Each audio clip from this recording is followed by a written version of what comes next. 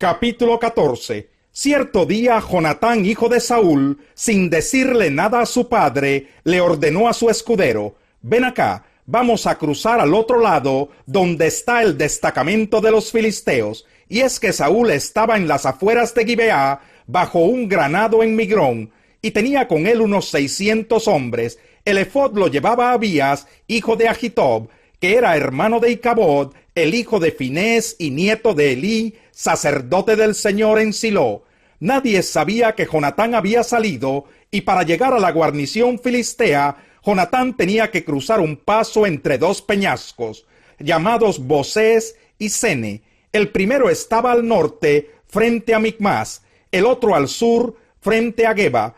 Así que Jonatán le dijo a su escudero: vamos a cruzar hacia la guarnición de esos paganos. Espero que el Señor nos ayude, pues para él no es difícil salvarnos, ya sea con muchos o con pocos. Adelante, respondió el escudero, haga usted todo lo que tenga pensado hacer, que cuenta con todo mi apoyo.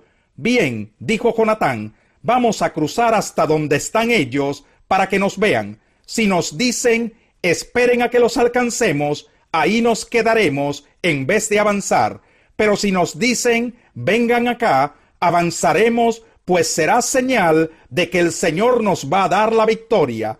Así pues, los dos se dejaron ver por la guarnición filistea. Miren, exclamaron los filisteos, los hebreos empiezan a salir de las cuevas donde estaban escondidos.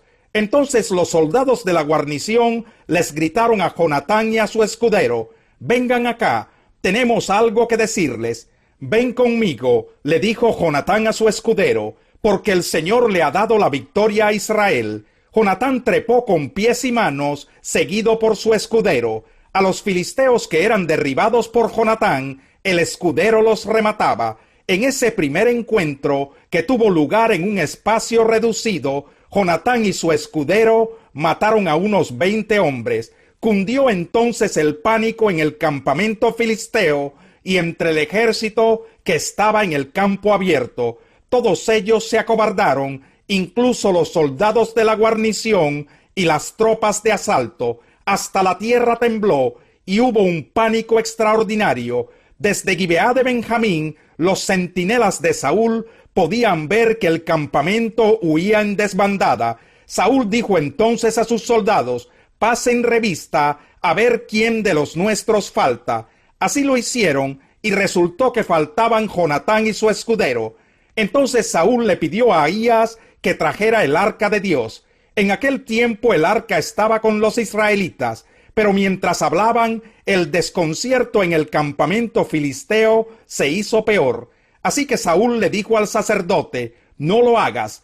Enseguida Saúl reunió a su ejército, y todos juntos se lanzaron a la batalla. Era tal la confusión entre los filisteos que se mataban unos a otros. Además, los hebreos que hacía tiempo se habían unido a los filisteos y que estaban con ellos en el campamento, se pasaron a las filas de los israelitas que estaban con Saúl y Jonatán. Y los israelitas que se habían escondido en los montes de Efraín, al oír que los filisteos huían, se unieron a la batalla para perseguirlos. Así libró el Señor a Israel aquel día, y la batalla se extendió más allá de Bet-Aven. Los israelitas desfallecían de hambre, pues Saúl había puesto al ejército bajo este juramento: maldito el que coma algo antes del anochecer, antes de que pueda vengarme de mis enemigos. Así que aquel día ninguno de los soldados había probado bocado. Al llegar a un bosque, notaron que había miel en el suelo. Cuando el ejército entró en el bosque, vieron que la miel corría como agua, pero por miedo al juramento, nadie se atrevió a probarla. Sin embargo, Jonatán, que no había oído a su padre poner al ejército bajo juramento, alargó la vara que llevaba en la mano, hundió la punta en un panal de miel y se la llevó a la boca. Enseguida se le iluminó el rostro, pero uno de los soldados le advirtió: tu padre puso al ejército bajo un juramento solemne, diciendo: maldito el que coma algo hoy, y por eso los soldados desfallecen. Mi padre le ha causado un gran daño al país. Respondió Jonatán: miren cómo me volvió el color al rostro cuando probé un poco de esta miel. Imagínense si todo el ejército hubiera comido del botín que se le arrebató al enemigo, cuánto mayor habría sido el estrago causado a los filisteos. Aquel día los israelitas mataron filisteos desde Micmas hasta Ayalón, y como los soldados estaban exhaustos, echaron mano del botín, agarraron ovejas, vacas y terneros, los degollaron sobre el suelo y se comieron la carne con todo y sangre. Entonces le contaron a Saúl: los soldados están pecando contra el Señor, pues están comiendo carne junto con la sangre. Son unos traidores, replicó Saúl. Hagan rodar una piedra grande y tráiganmela ahora mismo. También les dijo: vayan y díganle a la gente que cada uno me traiga su toro o su oveja para degollarlos y comerlos aquí, y que no coman ya carne junto con la sangre, para que no pequen contra el Señor. Esa misma noche cada uno llevó su toro y lo degollaron allí. Luego Saúl construyó un altar al Señor. Este fue el primer altar que levantó, y dijo: vayamos esta noche tras los filisteos. Antes de que amanezca, quitémosles todo lo que tienen y no dejemos a nadie con vida. Haz lo que te parezca mejor. Le respondieron: primero debemos consultar a Dios. Intervino el sacerdote. Saúl entonces le preguntó a Dios: ¿debo perseguir a los filisteos? ¿Los entregarás en manos de Israel? Pero Dios no le respondió aquel día. Así que Saúl dijo: todos ustedes, jefes del ejército, acérquense y averigüen cuál es el pecado que se ha cometido hoy. El Señor y Salvador de Israel me es testigo de que aun si el culpable es mi hijo Jonatán, morirá sin remedio. Nadie se atrevió a decirle nada. Les dijo entonces a todos los israelitas: pónganse ustedes de un lado, y yo y mi hijo Jonatán nos pondremos del otro. Haz lo que te parezca mejor, respondieron ellos. Luego le rogó Saúl al Señor, Dios de Israel, que le diera una respuesta clara. La suerte cayó sobre Jonatán y Saúl, de modo que los demás quedaron libres. Entonces dijo Saúl: echen suertes entre mi hijo Jonatán y yo. Y la suerte cayó sobre Jonatán. Así que Saúl le dijo: cuéntame lo que has hecho. ¿Es verdad que probé un poco de miel con la punta de mi vara? Respondió Jonatán: y por eso tengo que morir. Jonatán, si tú no mueres, que Dios me castigue sin piedad, exclamó Saúl. Los soldados le replicaron: ¿cómo va a morir Jonatán, siendo que le ha dado esta gran victoria a Israel? Jamás, tan cierto como que el Señor vive, que ni un pelo de su cabeza caerá al suelo, pues con la ayuda de Dios hizo esta proeza. Así libraron a Jonatán de la muerte. Saúl a su vez dejó de perseguir a los filisteos, los cuales regresaron a su tierra. Después de consolidar su reinado sobre Israel, Saúl luchó contra todos los enemigos que lo rodeaban, incluso contra los moabitas, los amonitas, los edomitas, los reyes de Sobá y los filisteos, y a todos los vencía haciendo gala de valor. También derrotó a los amalecitas y libró a Israel de quienes lo saqueaban. Saúl tuvo 3 hijos, Jonatán, Isbí y Malquisúa. También tuvo 2 hijas. La mayor se llamaba Merab y la menor Mical. Su esposa era Ahinoam, hija de Ahimás. El general de su ejército era Abner, hijo de Ner, tío de Saúl. Ner y Quis, el padre de Saúl, eran hermanos, y ambos eran hijos de Abiel. Durante todo el reinado de Saúl se luchó sin cuartel contra los filisteos. Por eso, siempre que Saúl veía a alguien fuerte y valiente, lo alistaba en su ejército. Capítulo 15. Un día Samuel le dijo a Saúl: el Señor me envió a ungirte como rey sobre su pueblo Israel. Así que pon atención al mensaje del Señor. Así dice el Señor Todopoderoso: he decidido castigar a los amalecitas por lo que le hicieron a Israel, pues no lo dejaron pasar cuando salía de Egipto. Así que ve y ataca a los amalecitas ahora mismo. Destruye por completo todo lo que les pertenezca. No les tengas compasión. Mátalos a todos, hombres y mujeres, niños y recién nacidos, toros y ovejas, camellos y asnos. Saúl reunió al ejército y le pasó revista en Telayin. eran 200,000 soldados de infantería, más 10,000 soldados de Judá. Luego se dirigió a la ciudad de Amalec y tendió una emboscada en el barranco. Los kenitas se apartaron de los amalecitas, pues Saúl les dijo: váyanse de aquí, salgan y apártense de los amalecitas. Ustedes fueron bondadosos con todos los israelitas cuando ellos salieron de Egipto, así que no quiero destruirlos a ustedes junto con ellos. Saúl atacó a los amalecitas desde Javilá hasta Sur, que está cerca de la frontera de Egipto. A Agag, rey de Amalec, lo capturó vivo, pero a todos los habitantes los mató a filo de espada. Además de perdonarle la vida al rey Agag, Saúl y su ejército preservaron las mejores ovejas y vacas, los terneros más gordos y, en fin, todo lo que era de valor. Nada de esto quisieron destruir, solo destruyeron lo que era inútil y lo que no servía.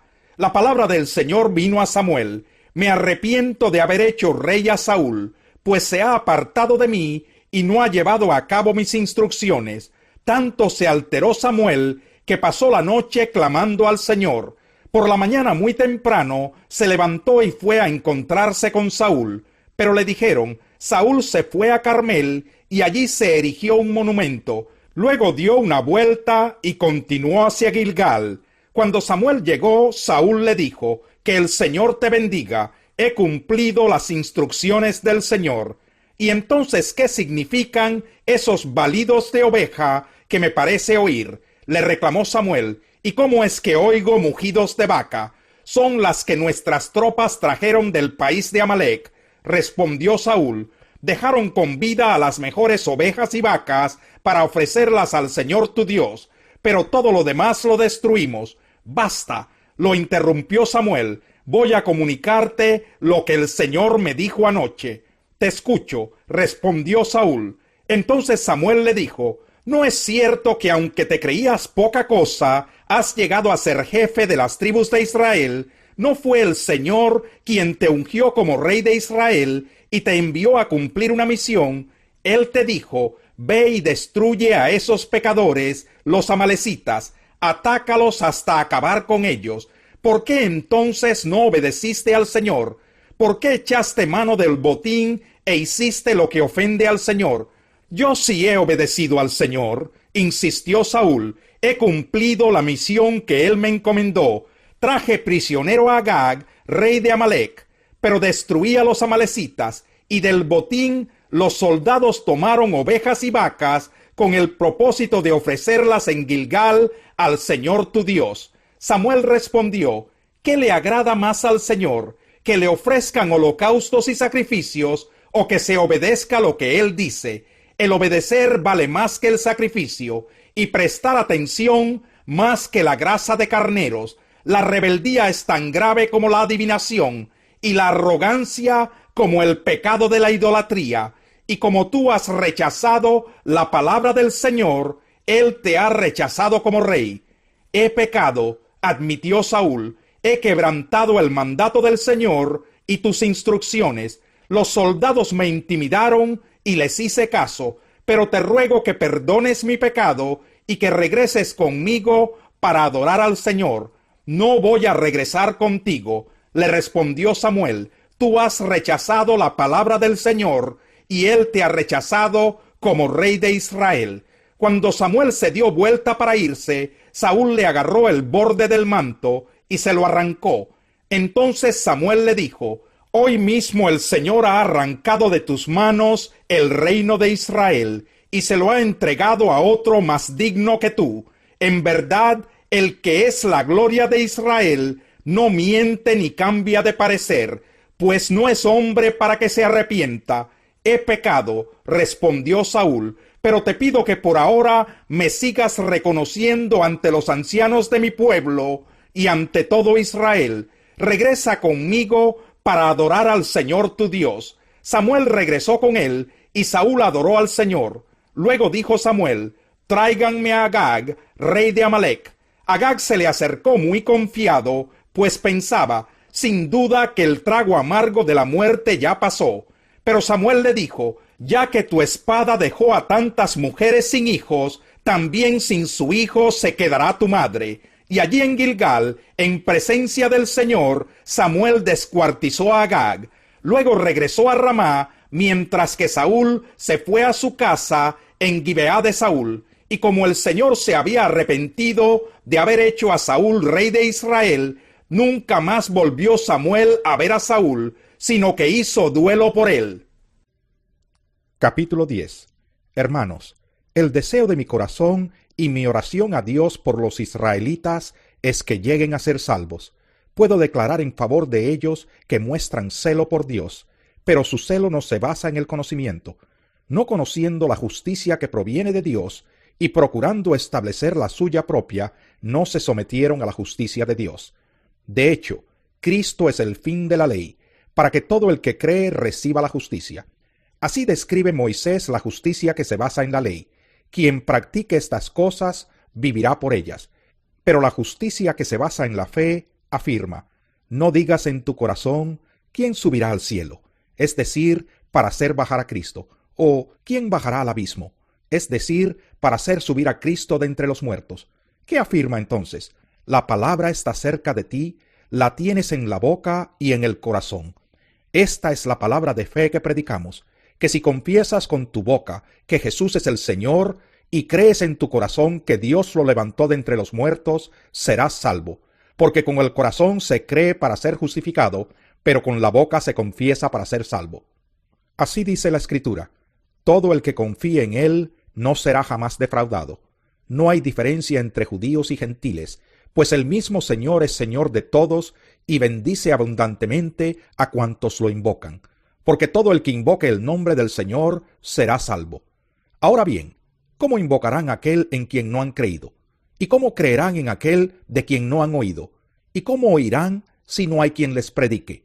¿Y quién predicará sin ser enviado? Así está escrito: qué hermoso es recibir al mensajero que trae buenas nuevas. Sin embargo, no todos los israelitas aceptaron las buenas nuevas. Isaías dice: Señor, ¿quién ha creído a nuestro mensaje? Así que la fe viene como resultado de oír el mensaje, y el mensaje que se oye es la palabra de Cristo. Pero pregunto, ¿acaso no oyeron? Claro que sí. Por toda la tierra se difundió su voz, sus palabras llegan hasta los confines del mundo. Pero insisto, ¿acaso no entendió Israel? En primer lugar, Moisés dice: yo haré que ustedes sientan envidia de los que no son nación. Voy a irritarlos con una nación insensata. Luego Isaías se atreve a decir: dejé que me hallaran los que no me buscaban. Me di a conocer a los que no preguntaban por mí. En cambio, respecto a Israel dice: todo el día extendí mis manos hacia un pueblo desobediente y rebelde.